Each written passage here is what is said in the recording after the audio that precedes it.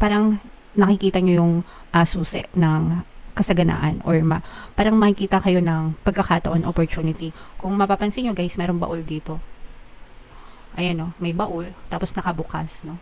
So, ito yung nagsisignify na parang opportunity or opportunities na nag-open, bumubukas para maging susi ng inyong pagyaman, pag-unlad, pag-asenso, guys.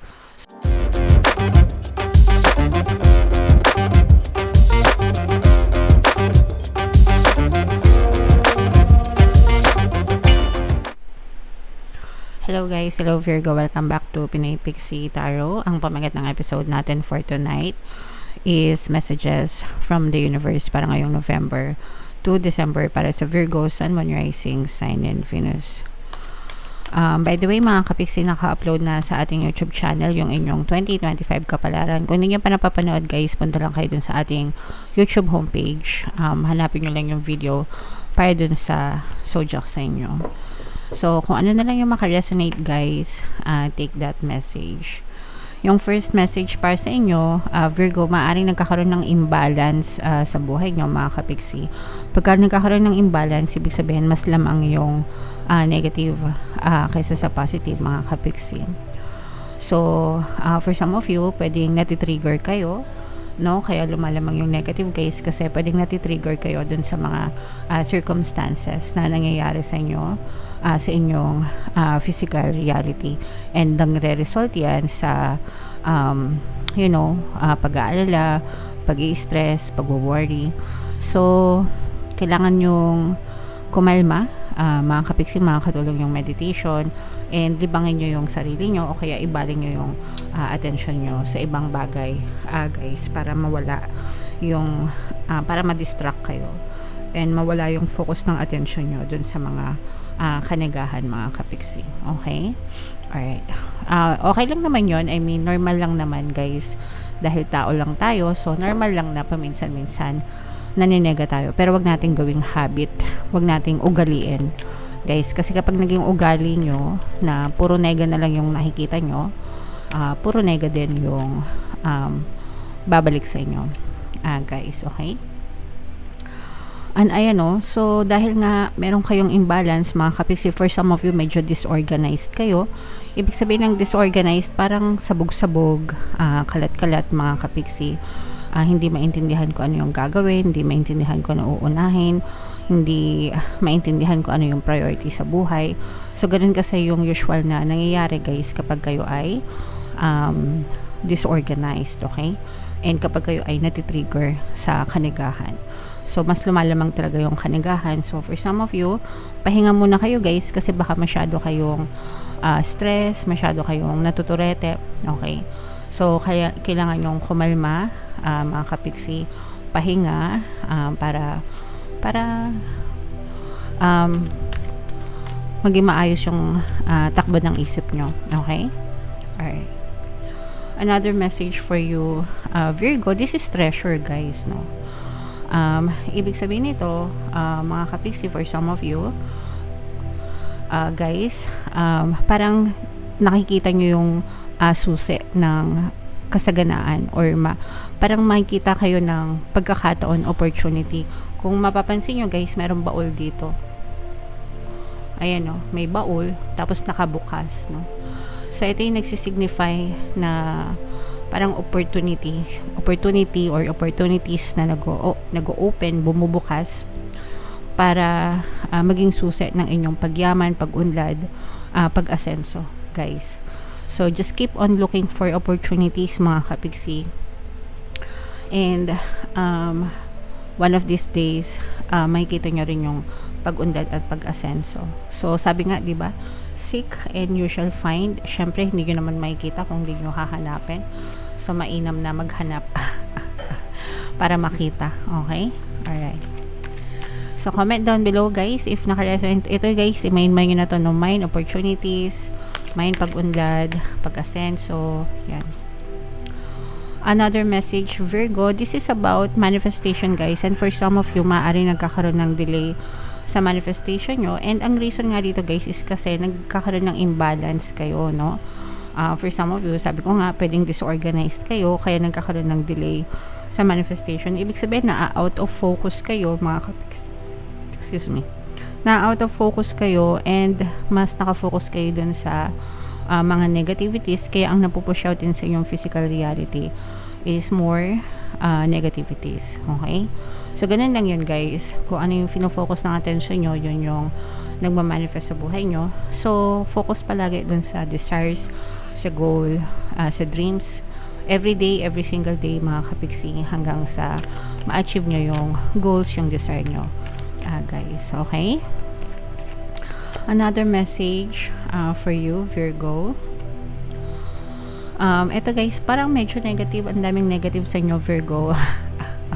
For some of you, nagkakaroon kayo ng mga problema, discussion pagdating sa mga commitments nyo. Ito hindi lang to commitment sa relationship, hindi lang sa love or sa romantic na relationship, mga kapiksi, kundi yung mga other commitments nyo or obligation. Let's say for example sa trabaho, yung mga kontrata nyo, kung mga project based kayo, kung meron kayong mga kliyente, may mga agreement kayo, ganyan. Para nagkakaroon ng aberya, pwede nagkakaroon ng aberya sa kontrata, aberya sa delivery, aberya sa timeline, yung mga ganon, sa mga deadline, no? So, let's say for example, negosyo ka, may umorder sa'yo ng 50 pesos na bag, hindi mo nagawa, yung ganon. So, nagkakaroon ng aberya, mga kapiksi. So, pagdating sa ganito guys, communication palagi, no? Always i-update si client or kung sino man, yung mga stakeholders na involved regarding dun sa process, sa progress, sa proseso, no? And kung saan nagkakaroon ng delay, and manghingi ng extension or ng konting pangunawa, mga kapiksi. Pagdating naman sa ganyan, communication naman yung susi niyan talaga guys, okay? And then, another message is, ito naman, napakaganda kasi these are helping people, mga kapiksi, no? Kumbaga maraming tutulong sa'yo, maraming handang tumulong sa'yo, maraming taong tumutulong sa'yo, mga kapiksi. Okay? So, hindi ka nag-iisa, guys. Hindi ka nag-iisa, you're not alone. You were never alone and you will never be alone. Nandyan sa universe, nandyan yung mga spirit guides mo, ancestors, and even mga helping people surrounding you every step of the way, mga kapiksi. Okay? So, yan guys, i-mind nyo yan sa comment section, itong helping people, at saka itong mga opportunities, no? Pintuan ng mga oportunidad, pag-unlad, at pag-asenso. Yan yung mga magagandang energy natin dito sa reading na to guys, kaya i-mind nyo yan sa comment section. Okay? So comment down below guys if feeling nyo naka-resonate kayo dyan.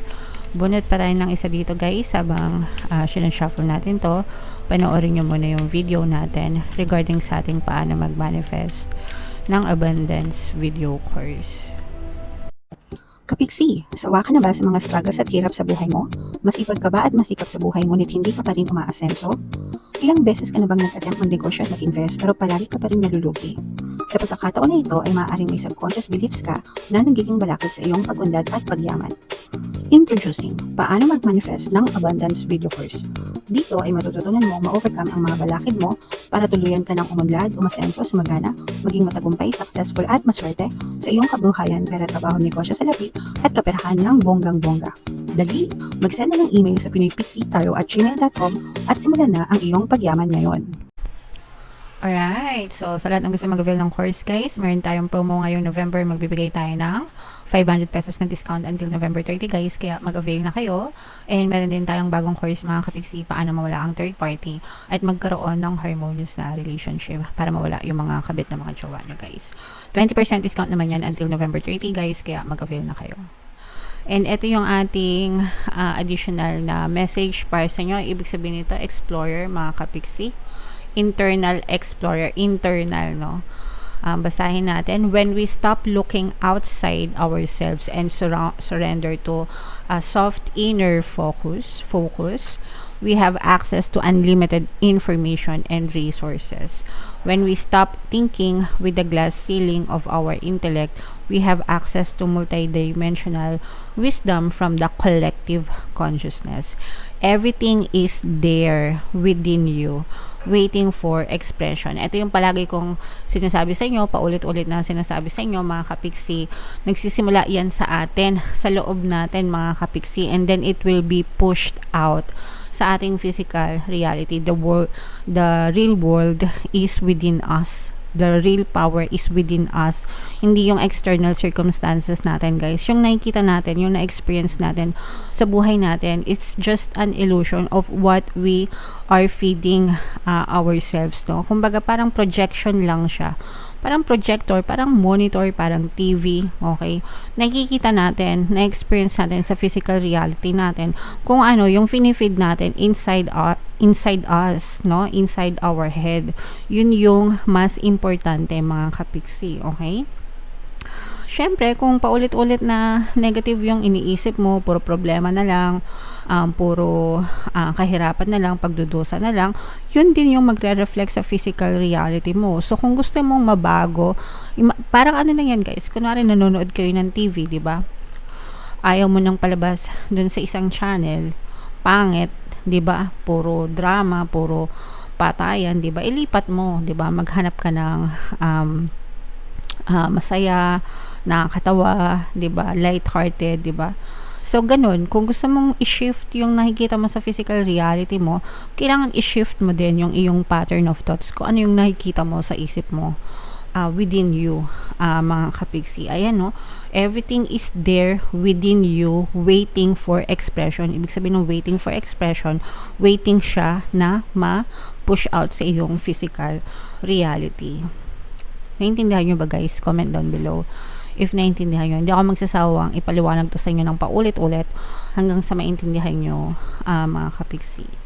You are invited to explore the state of flow. You are an infinitely amazing being who can access who can access collective consciousness, especially when you surrender some control to the greater process or get out of your own way. You have the permission you felt you needed. Go within and explore. Wonderful gifts are waiting for you. Diba? Ayan yung pinaka-importanting statement dyan, guys. Go within and explore. Wonderful gifts are waiting for you. Anong gusto mong makita sa physical reality mo? Diba? Anong gusto mong ma-achieve? Imaginein mo. Go within and explore, no? Imaginein mo. Use the power of your imagination. Mag-daydream ka. Mangarap ka. What would you see? What would you hear? What would you feel? Kapag nasa iyo na lahat ng bagay na gusto mo, no? You already have it in your mind. Claim it and it will be pushed out in your physical reality. Okay? So, sana naintindihan nyo talaga how it works. Kung gusto nyo matuto guys ng manifestation, no? Meron tayong membership program dyan.